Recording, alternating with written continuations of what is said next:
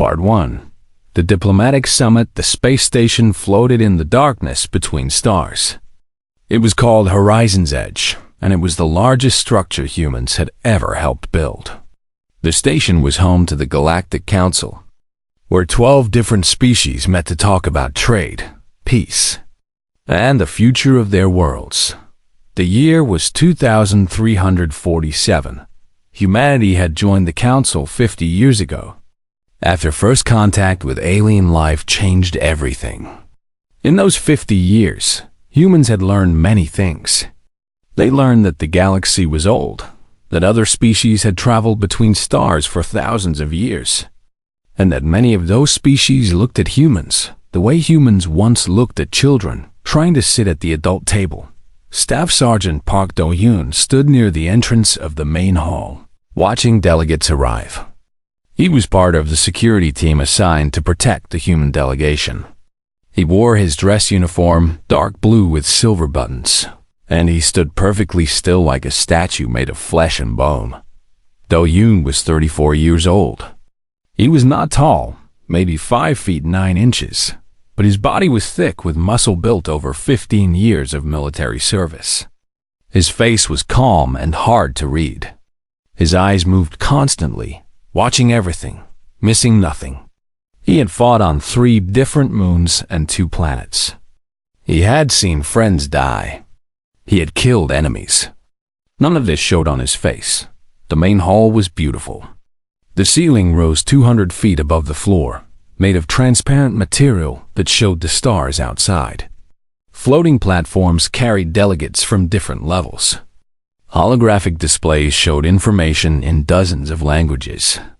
The air smelled clean and artificial, recycled through filters 1,000 times. Ambassador Yoon So-mi walked past Do-yoon and gave him a small nod. She was 63 years old, with gray hair pulled back tight and a face that showed both kindness and steel. She had spent 40 years building relationships with alien species. She believed in patience, in talking, in finding common ground. She was good at her job. "Long day ahead, Sergeant," she said quietly. "Yes, ma'am," Do-yoon replied. She smiled slightly and continued into the hall, where other human diplomats were already taking their seats. The Unity Summit happened once every Earth year. Representatives from all 12 Council species gathered to discuss problems, make agreements, and strengthen their alliance.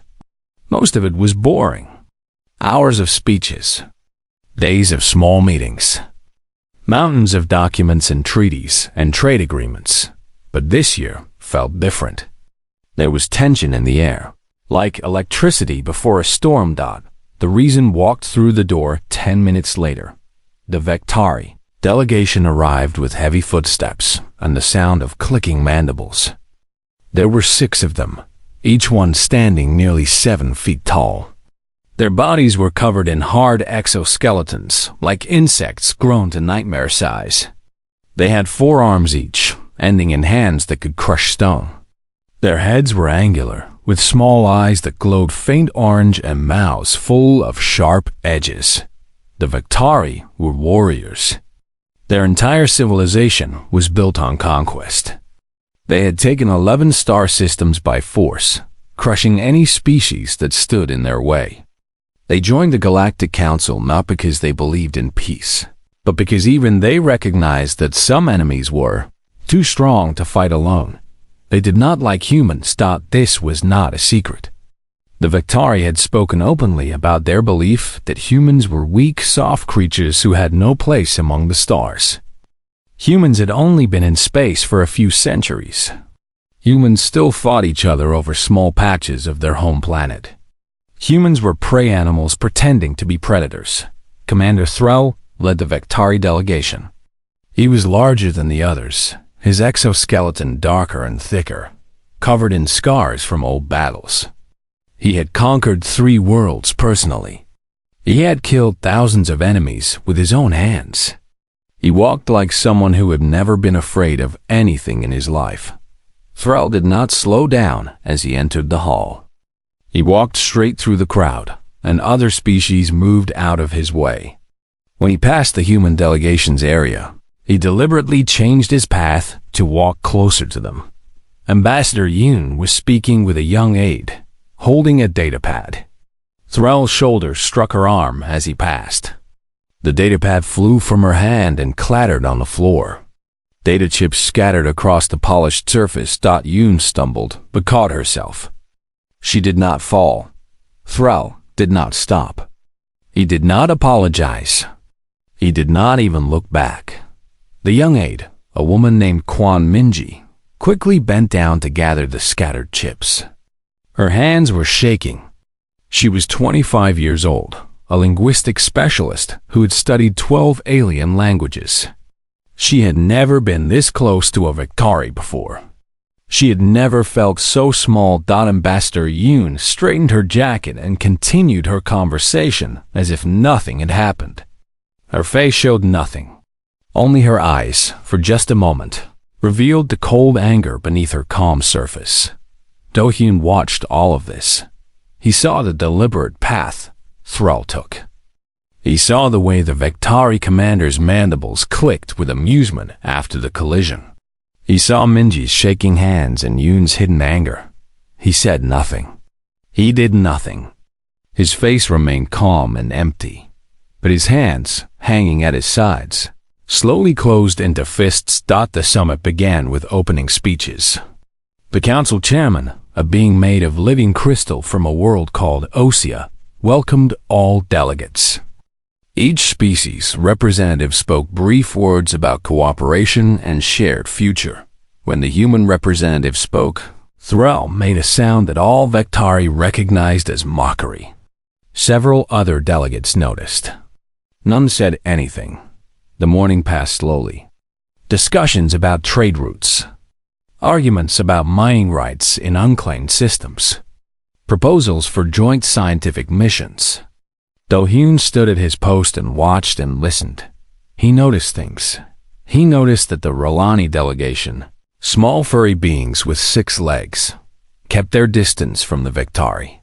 The Victari had conquered 2 Rolani colony worlds 300 years ago. The Rolani had never forgotten. He noticed that the Osik delegation, tall thin beings with silver skin, watched the Victari with careful eyes. The Osik had fought a war with the Victari 2,000 years ago. They had barely survived. He noticed that many species in the galaxy feared the Victari. And he noticed that the Victari enjoyed that fear. When the morning session ended for a break, Do-hyun remained at his post. Other security personnel rotated out, getting food and rest. Do-hyun stayed. He was not hungry. He was not tired. He was thinking. Humans had been in the galaxy for 50 years. In that time, they had bent. They had apologized. They had smiled at insults and ignored disrespect. They had done this because they were new, because they were few, because they needed allies. But Do-hyun remembered something his grandfather once told him. Long ago, when Do-hyun was just a boy. A patient man is not a weak man, his grandfather said. Patience is a choice. Remember that. The tiger that waits in the grass is still a tiger. Do-hyun stood at his post and waited and watched, and remembered that he was still a tiger. Part 2. The insult.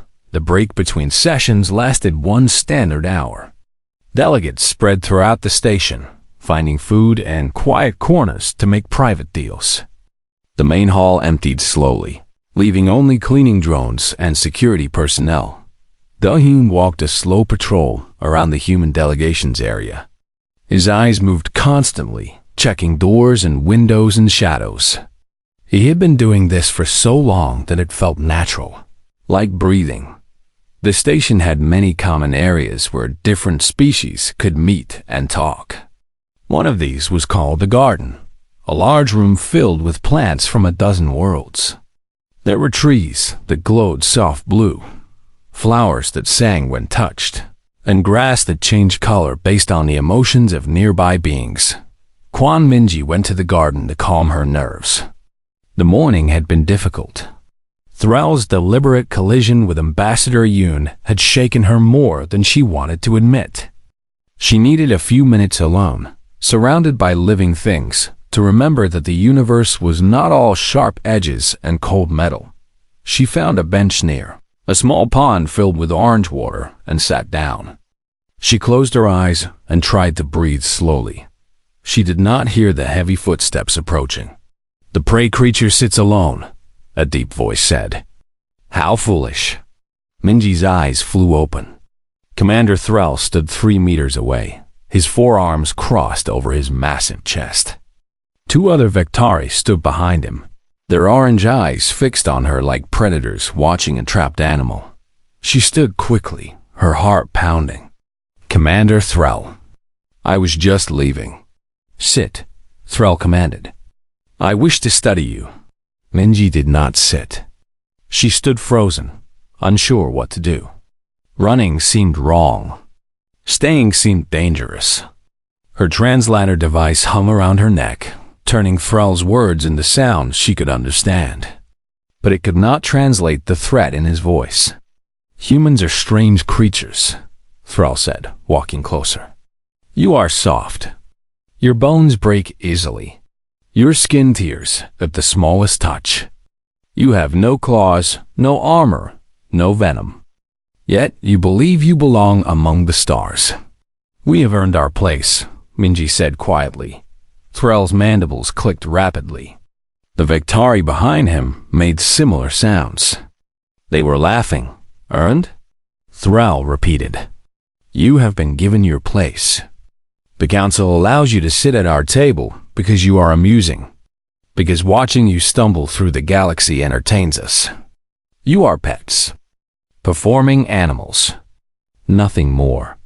Minji felt her fear slowly turning to anger. She was young, but she was not stupid. She knew Thrall was trying to provoke her. She knew she should stay calm, say nothing, and leave as soon as possible. But something in her refused to be silent.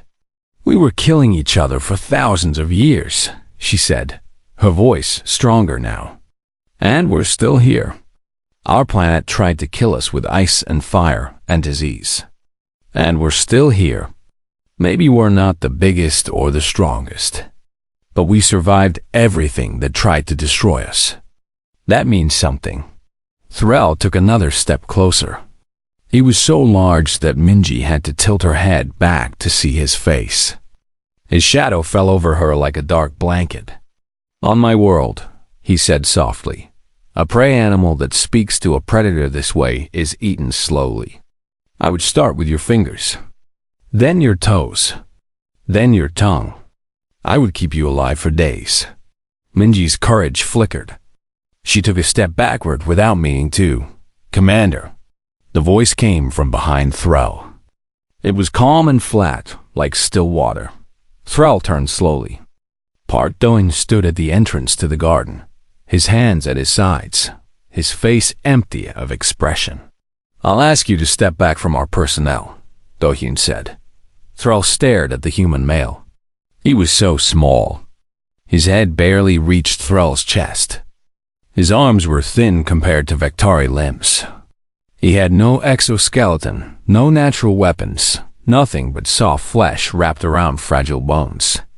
"The soft ones send their pet soldier," Thrall said. His mandibles clicked with amusement. "Do humans even understand combat? Your species spent thousands of years killing each other over patches of dirt." "We've had practice," Do-hyun replied. The room went quiet. The 2 Vectari behind Thrall shifted their weight, suddenly alert. Something in the human's voice had changed the feeling in the air. Thrall noticed it too. He turned fully to face Do-hyun, his forearms unfolding from his chest. "Practice," Thrall repeated. "Yes, you practice killing your own kind. Brother against brother, father against son. This is what humans call practice. On my world, we have a name for creatures like you.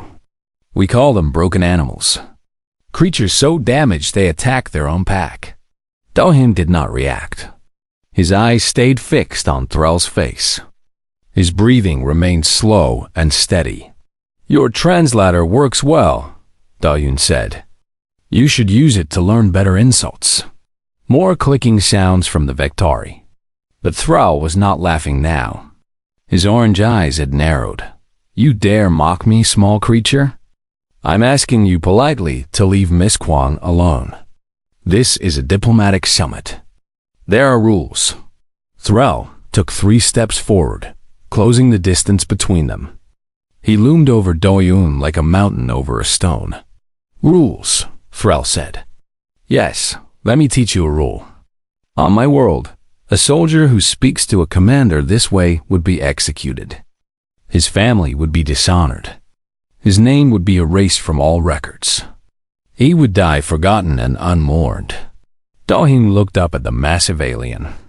His face showed nothing. His voice remained calm. Good thing we're not on your world. The silence that followed was heavy and thick.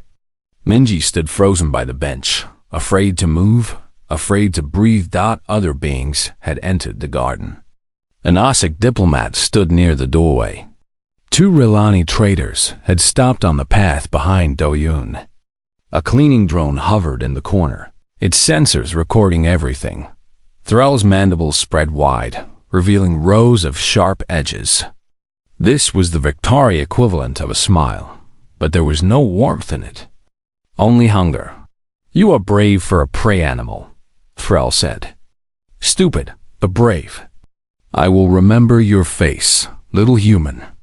I will remember this moment. And when the time comes, when your species finally learns its true place in the galaxy, I will find you. And I will show you exactly what Vectari do to brave, stupid creatures who forget they are prey. He turned away without another word. His 2 companions followed. Their heavy footsteps echoed through the garden until they faded into silence. Minji let out a breath. She did not know she was holding. Her legs were shaking. She sat down on the bench before she fell. Do-yoon walked over to her. Are you all right, Miss Kwan? Yes, thank you, Sergeant. She looked up at him. I've never seen anyone talk to a Vectari like that. Do-yoon's face remained calm. He's not special. Just big. He threatened to eat me, slowly. He won't. How do you know? Do-yoon did not answer immediately. He looked at the doorway where Thrall had disappeared. His jaw tightened for just a moment, so briefly that Minji almost missed it. Because I won't let him, he said finally. He helped her stand and walked her back toward the human delegation's area. Neither of them spoke. Neither of them knew that this small moment, this simple confrontation in a garden full of alien plants, was just the beginning. The recording drone in the corner had captured everything. Its data was already being transmitted to the station's central archive. Within hours, copies would spread to other systems. The galaxy was watching. It just did not know what it was watching for yet. Part 3.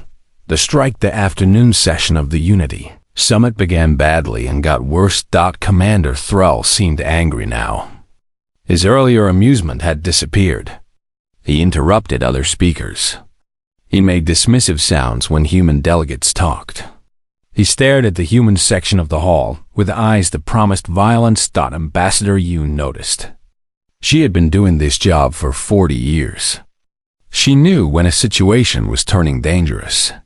She sent a quiet message to her security chief, requesting additional personnel near the human delegation.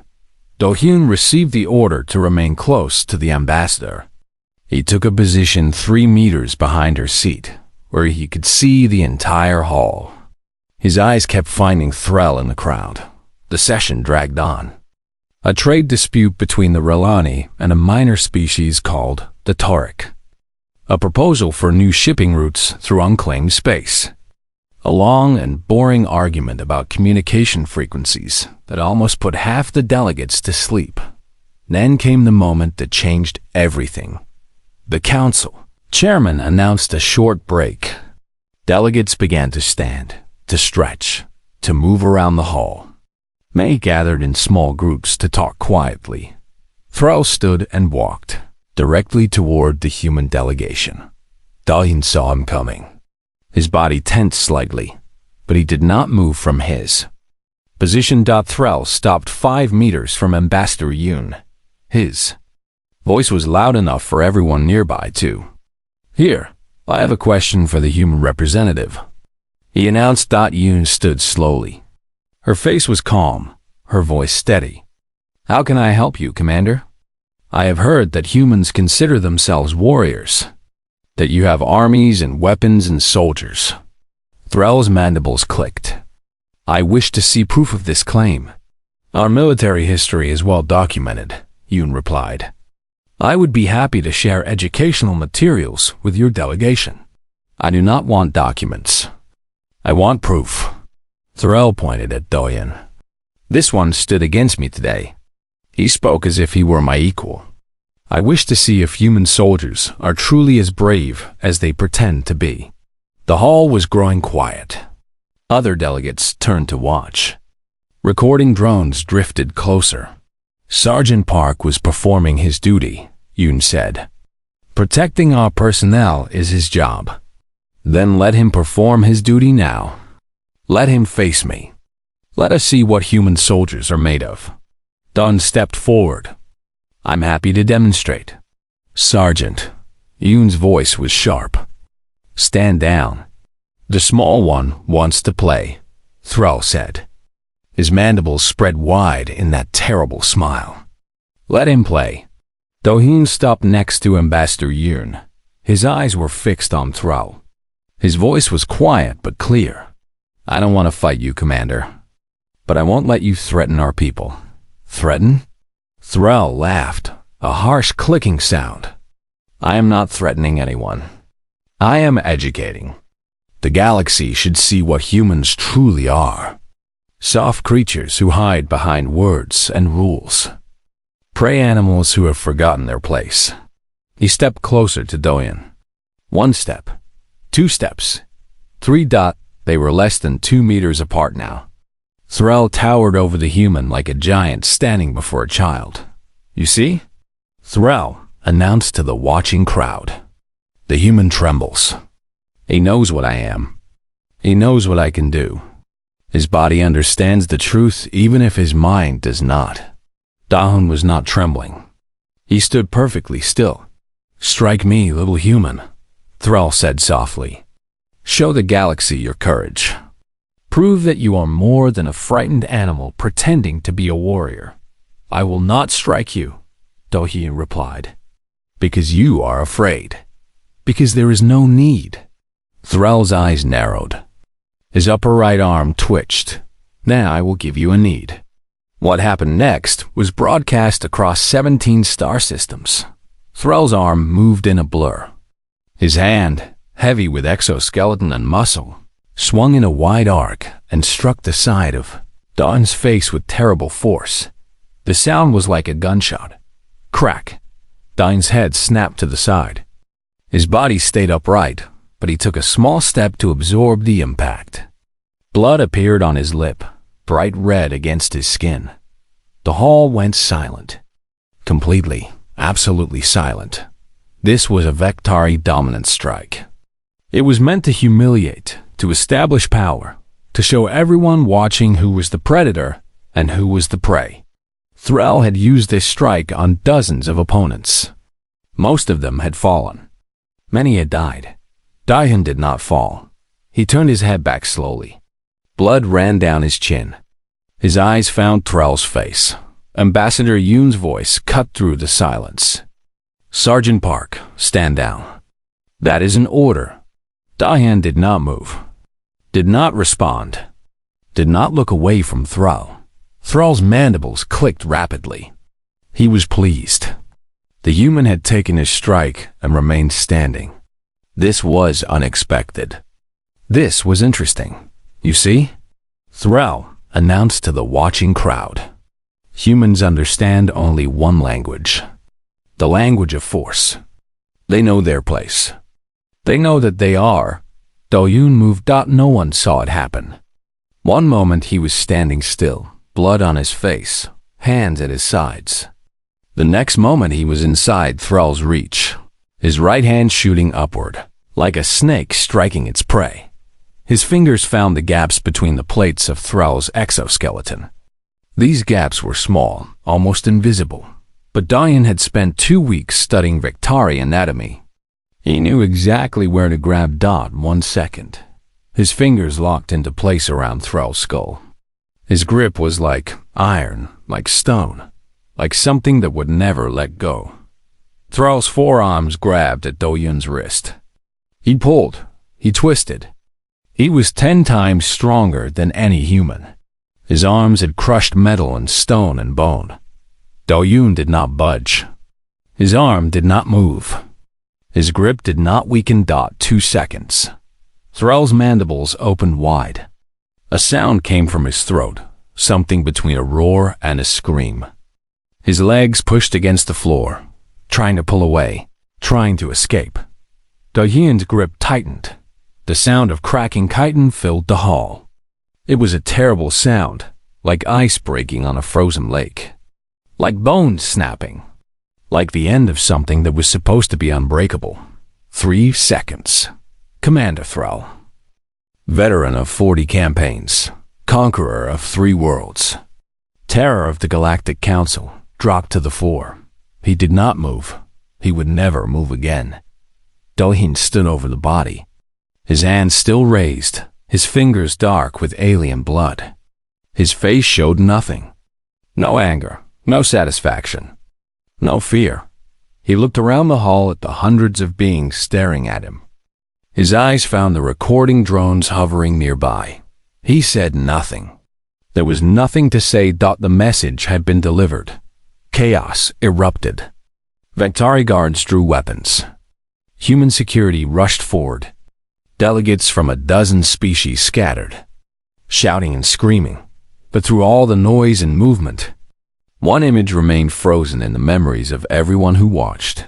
A small human standing over a fallen giant. 3 seconds. That was all it took. 3 seconds to crush a warrior's skull.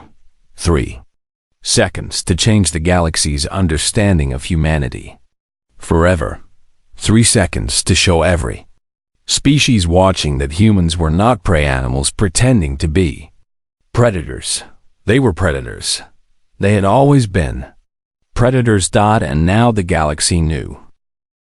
Part 4. The reckoning. The moments after Thrall's death were chaos. Vektari guards surged forward, their weapons raised, their eyes burning with rage. There were 8 of them, each one as large and deadly as their fallen commander. They screamed in their own language, sounds that the translator devices struggled to process. Human security formed a tight barrier around their delegation. They were outnumbered and outweighed, but they did not retreat. Doyun stood at the center, still motionless, Thrall's blood drying on his hand. Stand down. Ambassador Yoon's voice cut through the chaos like a knife. She stepped forward, placing herself between the Vektari guards and her people. Lower your weapons immediately. The Vektari First Minister, a scarred warrior named Groth, pushed through the crowd. He looked at Thrall's body on the floor. He looked at Doyun. His forefists clenched so tight that his exoskeleton crackled. This is murder, Groth said. His voice was low and dangerous. This human has killed a commander of the Vektari Empire. There will be war for this. There will be blood. This was self-defense, Yoon replied calmly. Your commander struck first. A dominant strike is not what? Yoon interrupted. Not violence? Not assault? Your commander physically attacked a member of my delegation in front of hundreds of witnesses. Under Galactic Council Charter, Section 7, Subsection 12, any representative who initiates violence against another forfeits diplomatic immunity and may be met with proportional force. Groth's mandibles clicked with fury. Proportional? He killed our commander. Your commander was an apex predator from a warrior species. He was twice the size of Sergeant Park and 10 times stronger. He attacked first, without warning, without provocation. Yoon's voice remained steady. The human response was proportional to the threat level. You lie. The human could have restrained him. Could have what? Tried to hold down a 7-foot warrior with 4 arms and an exoskeleton? Against a being who has killed thousands in personal combat? Yoon shook her head. Sergeant Park assessed the threat and responded accordingly. Any review of the footage will confirm this. The council chairman glided forward on its crystal legs. His voice was calm, musical, completely at odds with the violence that had just occurred. The ambassador raises valid points, the chairman said. This incident will be reviewed according to council law. Until that review is complete, no action will be taken against either delegation. All parties will return to their quarters and await further instructions. Unacceptable! Groth roared. This creature murdered a commander of the Victari Empire. Justice demands. Justice will be determined by council process, the chairman said. Its crystal body flickered with inner light, a sign of authority that even the Victari respected. Or would the First Minister prefer to challenge council law itself? Groth fell silent. His eyes moved from the chairman to Yoon to Do-hyun. The rage in those orange eyes was terrible to see. But behind the rage, something else flickered. Uncertainty, fear. The Victari guards slowly lowered their weapons. They lifted Thrall's body and carried it away without another word. Groth followed, but he stopped at the door and looked back at Do-hyun. This is not over, human, he said. My people do not forget. We do not forgive. You have made an enemy that will last 10,000 years. Do-hyun met his gaze. He said nothing. Groth left. The hall began to empty. Other delegations hurried away, whispering among themselves. But not all of them seemed frightened. A Relani diplomat approached Ambassador Yoon. He was small, furry, with 6 legs and large dark eyes. His voice was quiet. Ambassador, what your soldier did. My people suffered under Victari rule for 300 years. We watched them conquer. We watched them destroy. We believed they were unstoppable. He paused, his eyes moving to Do-hyun. Today, we learned something new. We learned that giants can fall. We will not forget this. He bowed slightly and walked away. An Osik representative passed by next. She was tall and thin, with silver skin that reflected the light like metal. She did not speak, but she placed her hand briefly on Yoon's shoulder. The gesture was ancient, a sign of respect that the Osik reserved for true warriors. Then she too was gone.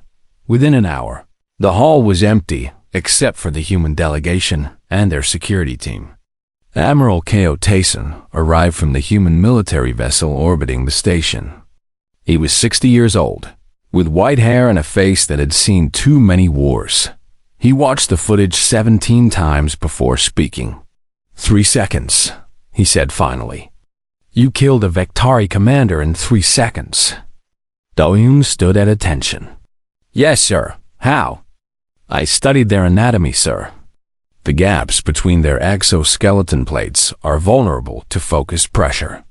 I identified the weak points around the skull and applied force until the structure failed. You planned this? No, sir. I prepared for the possibility. There is a difference. Admiral Ko was silent for a long moment. Then he laughed, a short, harsh sound. The Victari have been terrorizing this galaxy for 5,000 years. They've conquered dozens of species. They believe themselves invincible. He shook his head. And you killed one of their best warriors in 3 seconds with your bare hands after he struck you first. On camera, in front of half the council. Yes, sir. Do you understand what you've done, Sergeant? Do-hyun hesitated. I defended myself, sir. No. Admiral Ko walked closer, his eyes locked on Do-hyun's face. You changed the galaxy's perception of humanity. For 50 years, we've been seen as newcomers. Soft creatures. Prey animals who got lucky. Every species in the council has been waiting for us to fail, to fall, to be conquered or destroyed. He gestured at the empty hall. Now they're not so sure. Now they're watching that footage and wondering what else they don't know about humans.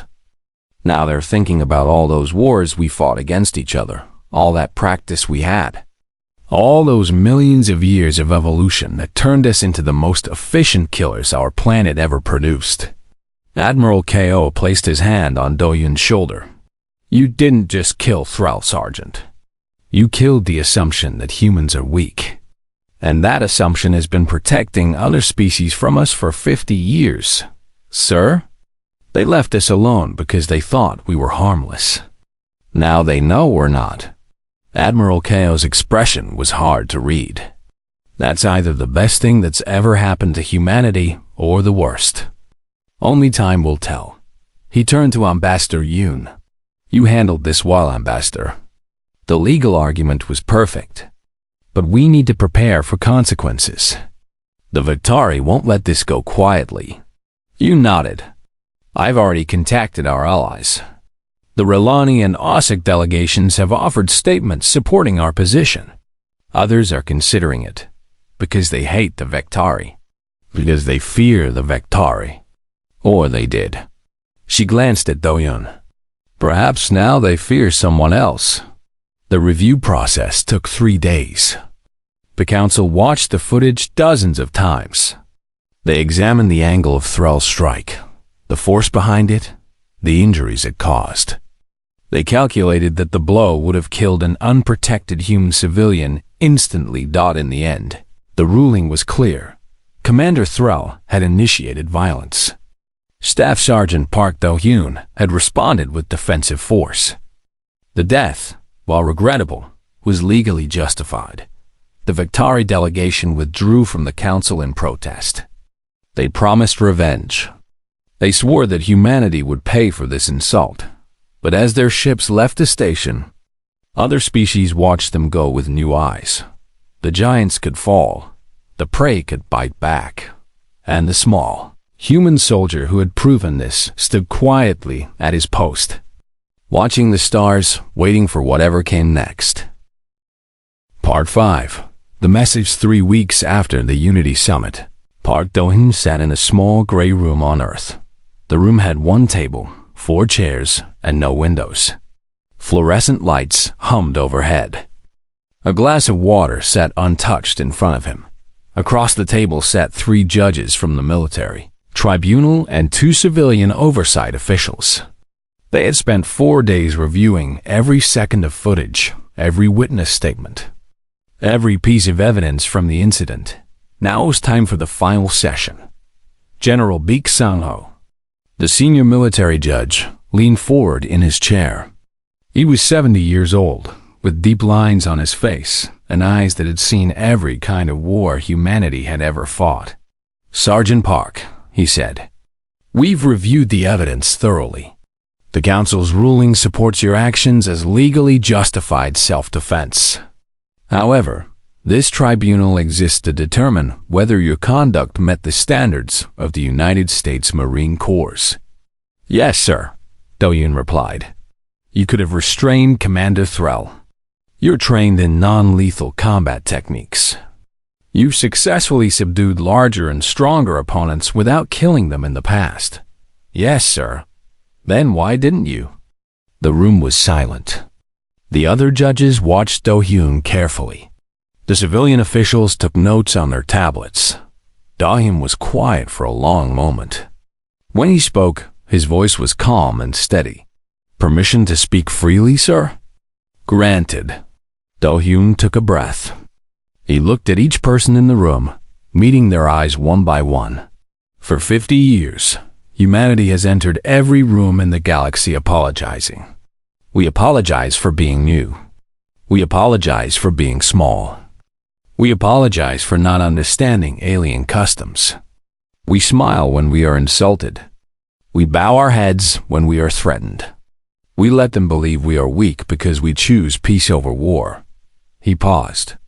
Commander Thrall did not strike me because he was angry. He struck me because he was certain. Absolutely, completely certain. He knew that I would not strike back. He knew that no human would ever strike back.